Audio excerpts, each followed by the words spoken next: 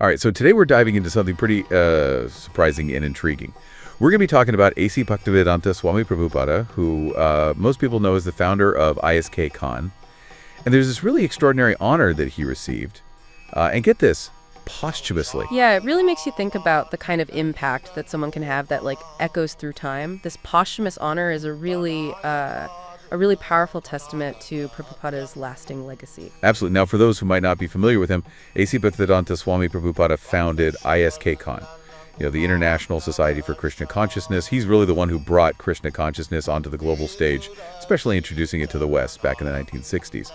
And the honor that we're talking about is Vishwa Guru, which translates to world teacher.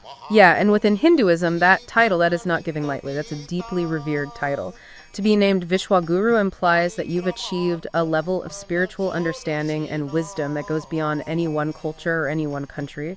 You're seen as a guide, a teacher, not just for a specific community, but for the whole world. Wow. This is a title that's very rarely bestowed. Historically, it's been reserved for figures who not only achieve profound spiritual understanding, but they also demonstrate a commitment to sharing that wisdom very broadly. That adds a whole other level of weight to this, doesn't it? And here's what makes it even more interesting, is the timing. This title was bestowed upon Prabhupada on February 10th, 2025, during the Maha Kumbh Mela. And this is a massive Hindu pilgrimage and festival with millions and millions of people coming together. Yeah, if you connect this to the bigger picture, awarding this title during such a significant event definitely amplifies its importance. It's a recognition on a grand stage. And to really understand the significance of this, you have to understand Prabhupada's journey. Okay, so let's rewind a bit and delve into his story. Here was a man who arrived in the United States in his late 60s with very few resources. And yet, within a decade, he had sparked a global spiritual movement. ISKCON temples and communities began appearing all across the world, attracting people from all walks of life. It's amazing to think about how it all stemmed from his arrival in the U.S. in the 1960s. It's like he planted a seed that grew into this incredible sprawling tree. Exactly. And we learned about this from a series of Instagram reels, actually. Accounts like the ISKCON Bangalore Temple, the India Heritage Foundation in Boston, and even those just dedicated to Prabhupada's teachings were all buzzing with the news. It's funny to think about, you're scrolling through Instagram and bam, you find out a spiritual leader has been named world teacher. Talk about unexpected content. But, seeing all of those reels really got me thinking about the sheer scale of Prabhupada's influence. To go from arriving in the U.S. with very little to sparking a global movement. It's truly remarkable. What were the core principles that resonated so deeply with people? Well, he was incredibly dedicated to making ancient Vedic scriptures accessible. Through his writing and translations, he really kind of bridged that cultural and linguistic divide. He opened up these really profound texts to a much wider audience. His teachings centered on Bhakti Yoga. And what exactly is Bhakti Yoga? I've heard the term, but I'll admit I'm a little fuzzy on the specifics. So Bhakti Yoga is a path of devotion and love for Krishna. In essence, it's about cultivating a loving relationship with the divine. And Prabhupada presented these teachings in a way that really resonated with people from all walks of life, regardless of their background or beliefs. This wasn't about, rigid doctrines, but about a personal connection with the divine. Okay, that makes sense. It's a much more relatable and approachable way to connect with spirituality than some of the more austere or complex paths out there. And this accessibility was key to his impact. Prabhupada didn't just transmit knowledge, he created a living, breathing tradition. ISKCON, with its vibrant communities and devotional practices, continues to thrive today. Carrying his teachings forward, he also strongly emphasized community, vegetarianism, and living a simple life centered around spiritual practice. These ideas really resonated with the counterculture movements of the 60s and 70s, attracting a whole new generation of spiritual seekers. So it sounds like he provided a framework for people to live a more mindful and intentional life, which I think is something that continues to appeal to people even today.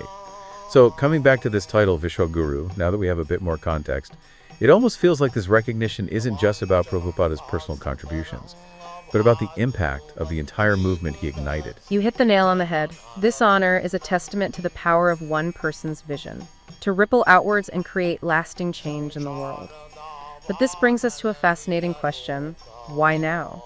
Prabhupada passed away in 1977, so why bestow this honor posthumously, and why during this particular Kumbh Mela?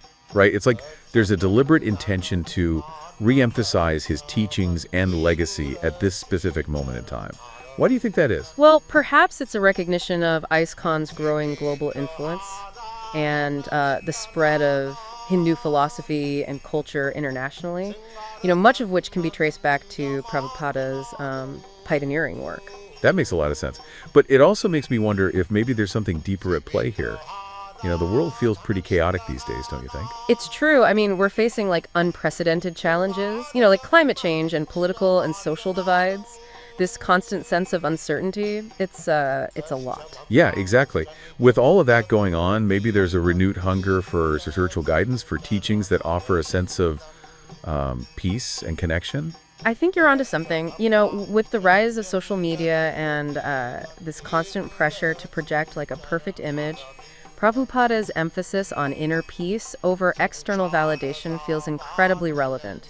His teaching on finding contentment and meaning within rather than seeking it from these fleeting external sources, right? It could be a much-needed antidote to the anxieties of modern life. Right. It's like we're realizing that likes and followers don't actually bring lasting happiness.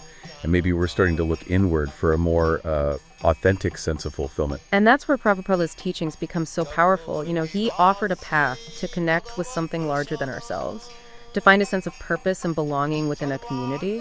So this recognition as Vishwa Guru might be a way of highlighting the relevance of his teachings for these, very specific challenges that we're facing today. It's like saying, hey, maybe this wisdom from the past holds some answers for the present, right? Precisely.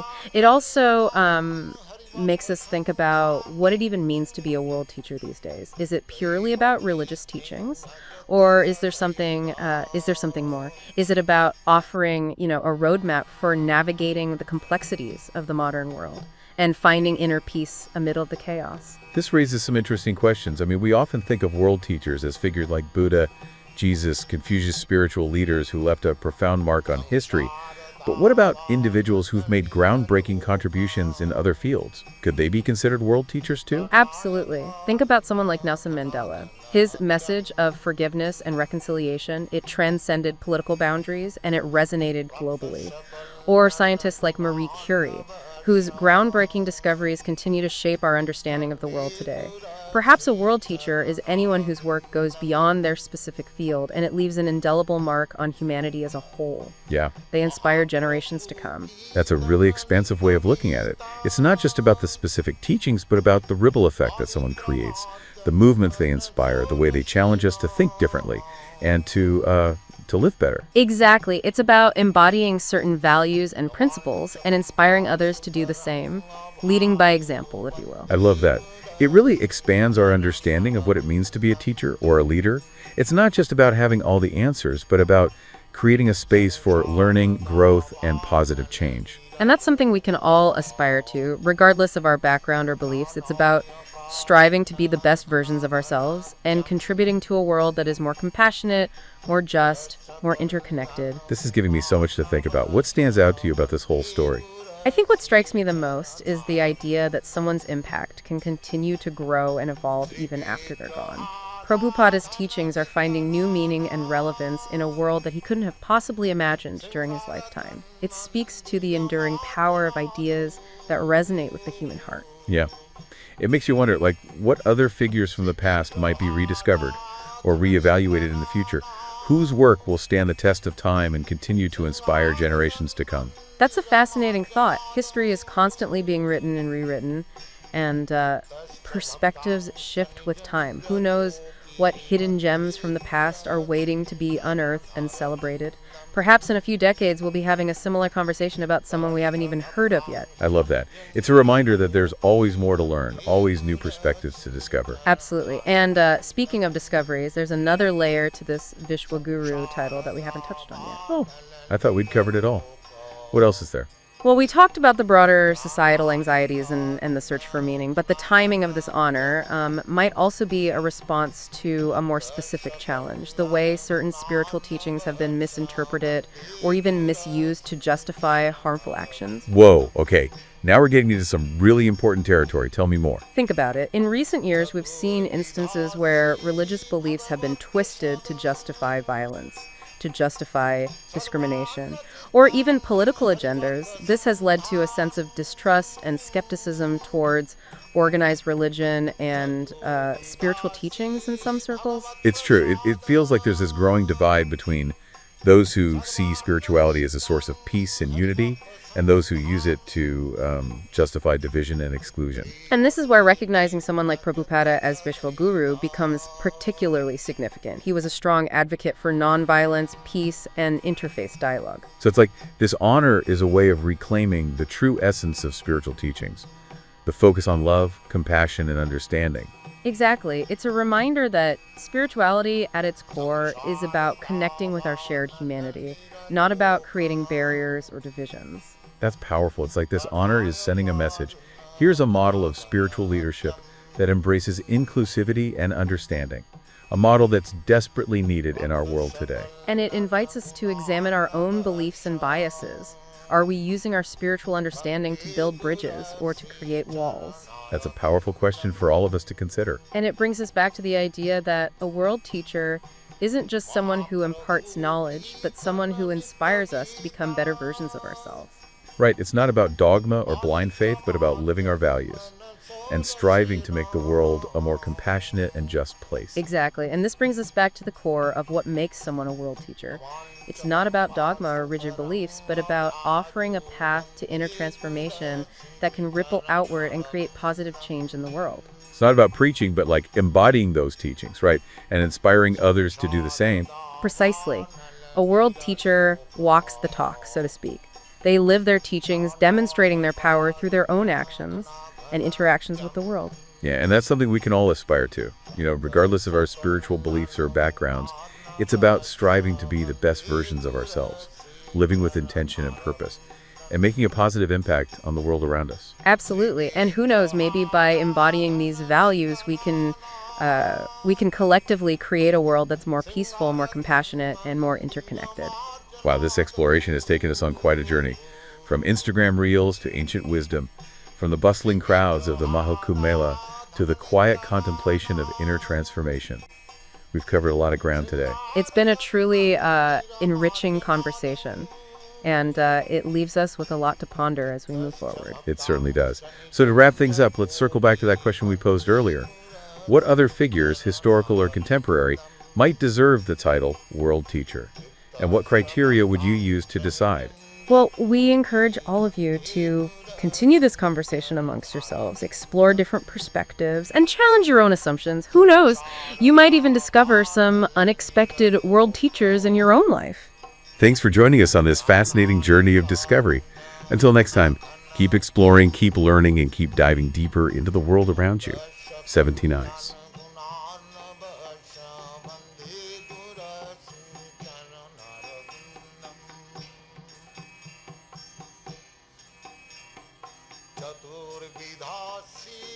Bhagavad Prasada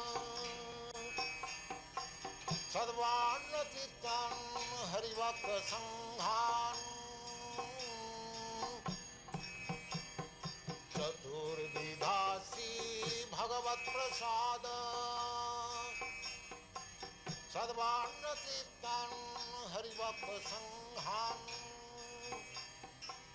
Deva Triting Bhajata Sadaiva